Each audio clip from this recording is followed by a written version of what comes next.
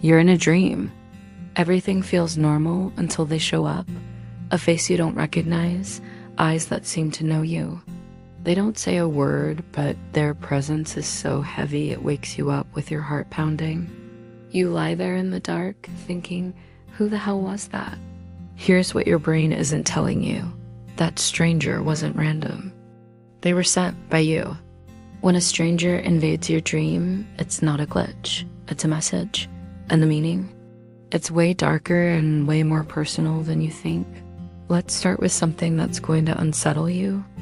Psychologists have found that when unfamiliar faces appear in dreams, especially if they feel invasive, threatening, uncomfortable, too close, they represent suppressed parts of your identity, the things you refuse to admit about yourself. The anger you pretend isn't there, the sadness you've locked away, the version of you that doesn't fit the story you tell the world. That stranger, that's the you you've been running from. Carl Jung spent decades studying this. He called these figures shadow projections. They're not evil. They're just unintegrated pieces of your psyche that got too painful to carry, so you buried them. But here's the problem: buried doesn't mean gone. It just means forgotten. And when something inside you gets forgotten for too long, it stops asking for permission. It invades. Now, let me show you what this actually looks like. Imagine you're someone who prides yourself on being calm. You never yell. You never lose control.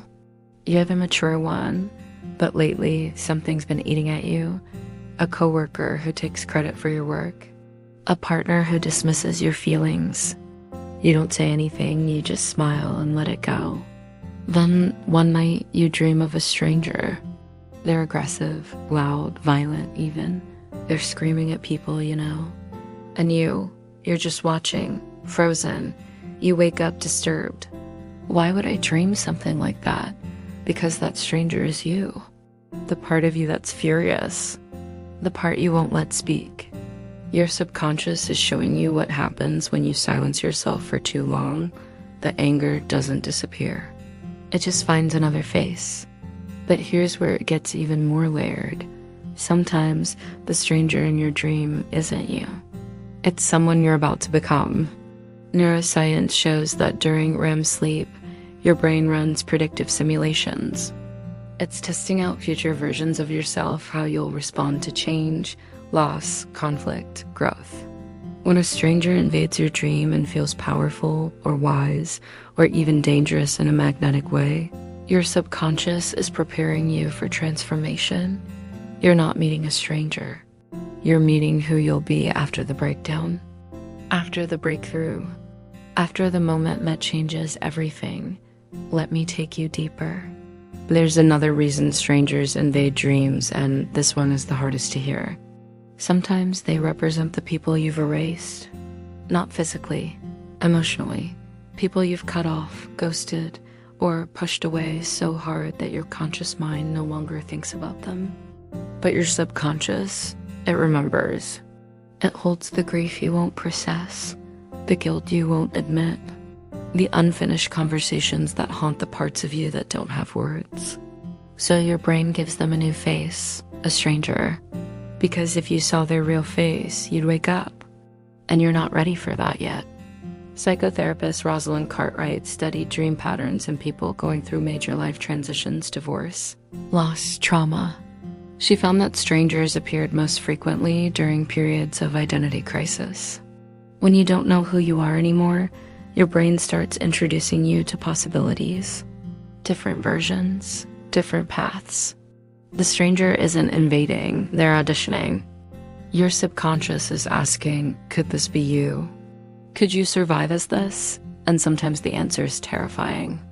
Because what if the version of you that survives is someone you don't recognize? Here's the thing most people miss though. The emotional tone of the encounter matters more than the stranger themselves. If the stranger feels menacing, you're avoiding something that needs to be confronted. If they feel neutral but unsettling, you're in a transition you haven't consciously accepted yet. If they feel oddly comforting, you're being reminded of a strength you forgot you had. Your dream isn't trying to scare you.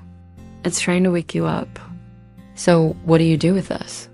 The next time a stranger invades your dream, don't just brush it off. Sit with it. Write it down. Ask yourself, what did they make me feel? Then go deeper.